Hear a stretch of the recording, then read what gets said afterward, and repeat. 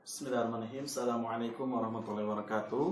Anak-anak santri Tahfiz Anak Adarkutni Quran Center kelas siang yang mudah-mudahan hari ini selalu diberikan kesehatan ya. Amin ya rabbal alamin. Begitupun buat ayah bundanya. Mudah-mudahan Allah selalu memberikan kesehatan, dan bagi yang sakit semoga Allah sembuhkan kembali dari sakitnya. Amin ya rabbal alamin. Baik, untuk pertemuan hari ini kita melanjutkan pembelajaran kita di hari Jumat ini ya, dengan memulai membaca doa bersama-sama dulu ya. A'udzu billahi minasy syaithanir rajim. Bismillahirrahmanirrahim. Alhamdulillahi rabbil alamin. Ar-Rahmanir Rahim. Maliki yaumiddin. Iyyaka na'budu wa iyyaka nasta'in. Ihdinas siratal mustaqim. Siratal ladzina an'amta 'alaihim ghairil maghdubi 'alaihim waladdallin. Rabbi zidni ilman warzuqni fahman birahmatika ya arhamar rahimin. Amin ya rabbal alamin. Alhamdulillah. Selalu memulai hari, selalu memulai kegiatan itu dengan berdoa ya anak-anak ya. Ketika anak-anak mau tidur ada doa, baca doa sebelum tidur. Ketika bangun ada doanya, masuk ke kamar mandi, masuk ke masjid ya. Dan sedikit saja Pak Ustadz ingin mengulas mengenai keutamaan doa ya, sebelum kita melanjutkan ke hafalan. Bahwasanya doa itu, keutamaan doa itu dibagi menjadi dua alasan, yaitu pertama karena waktunya, yang keduanya karena tempatnya, oh ya tambahan lagi yang ketiganya karena pelakunya. Tiga faktor menyebabkan doa itu mudah dikabulkan oleh Allah anak-anak ya. Jadi 3 alasan doa itu bisa Allah mudahkan untuk dikabulkan. Misalnya anak-anak pengen apa gitu, maka lihat dari 3 sisi ini ya. Pertama adalah dari waktu. Jadi ada waktu-waktu terbaik untuk berdoa. Waktu hariannya kapan terbaik untuk berdoa? Yaitu ketika sepertiga malam terakhir, pas waktu tahajud. Ada anak-anak yang tahajud, Masya Allah, kalau yang bisa bangun sebelum subuh berarti keren tuh.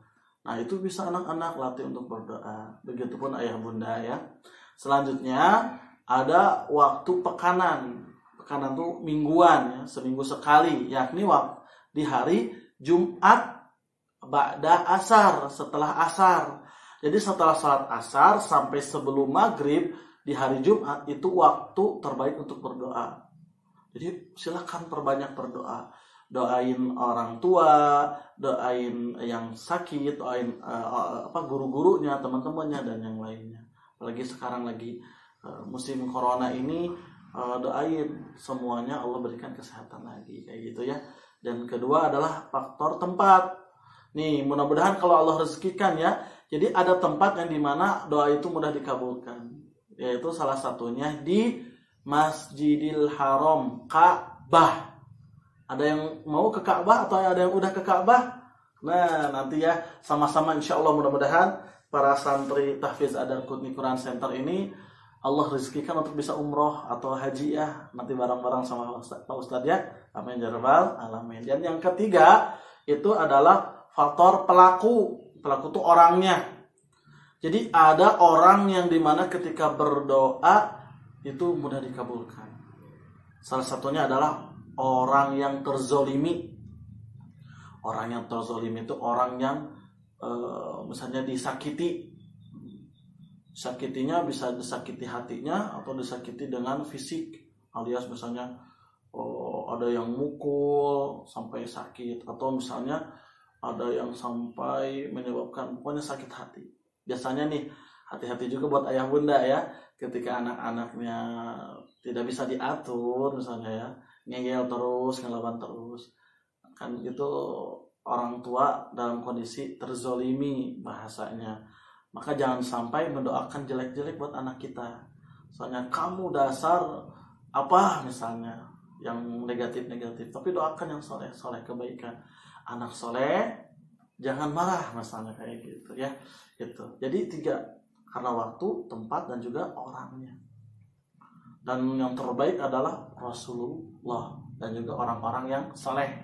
Jadi orang-orang yang soleh yang mengikuti jejak Rasulullah, sahabat, ulama, terus mudah-mudahan di antara kita juga ya, ketika berdoa bakal dikabulkan.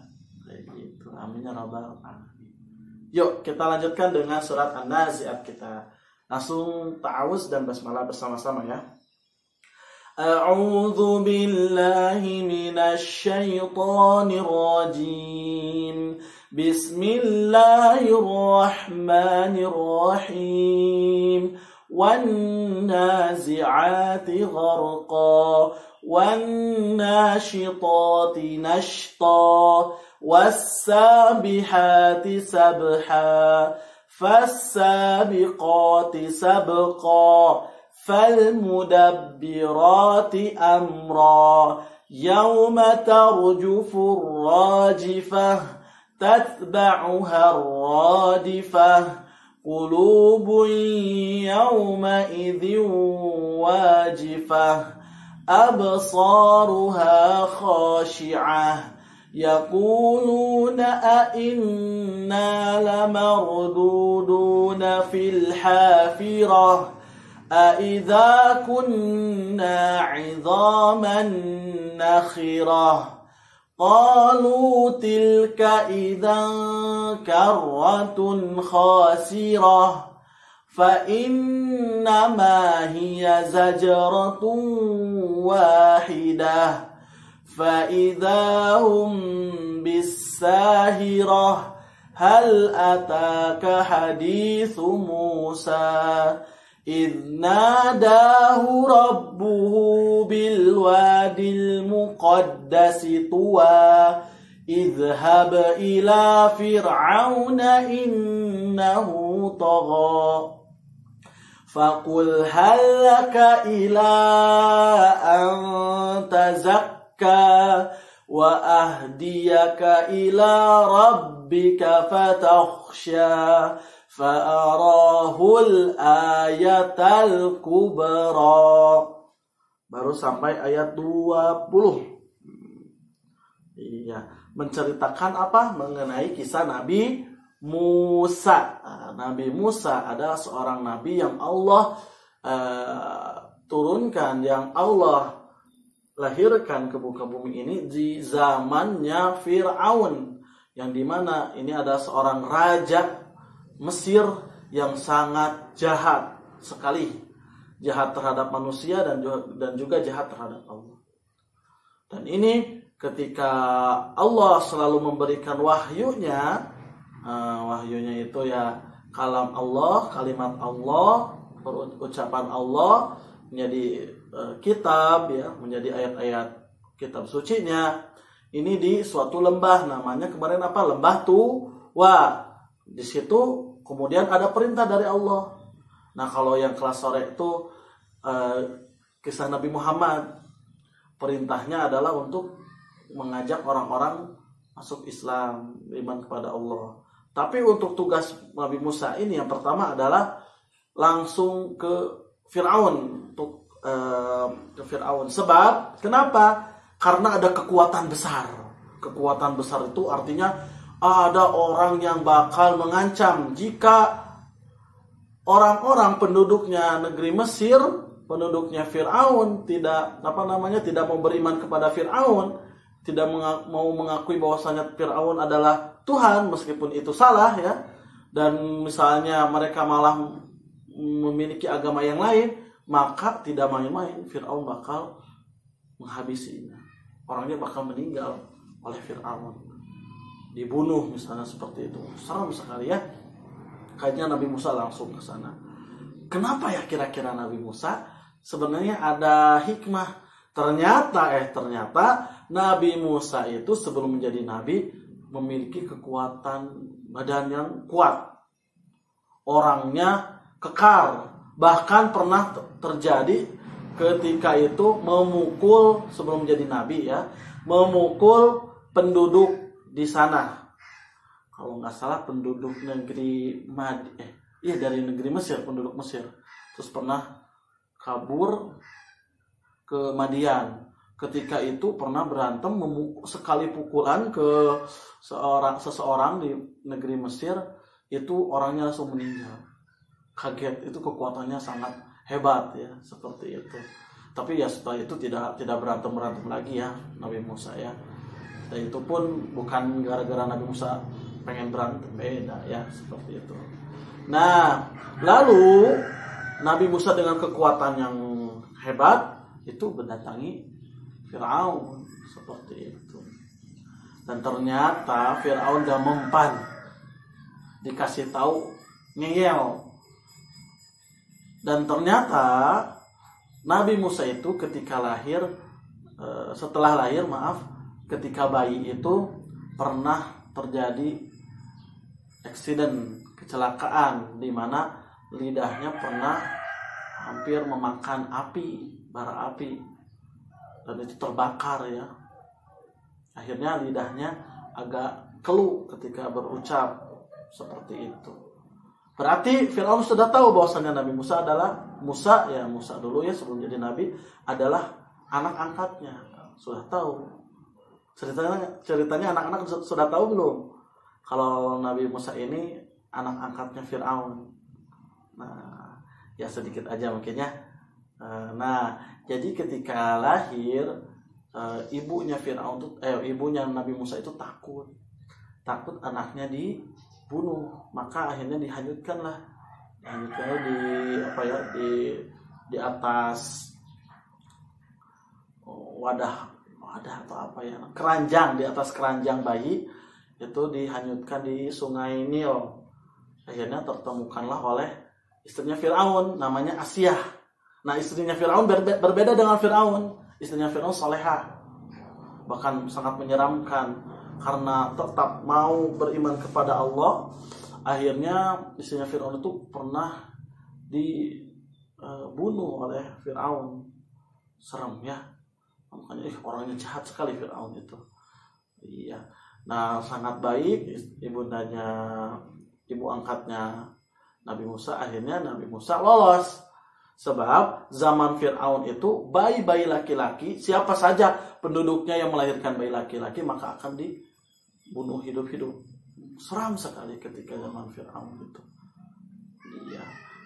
Dan itulah karakternya Firaun yang sangat menyeramkan.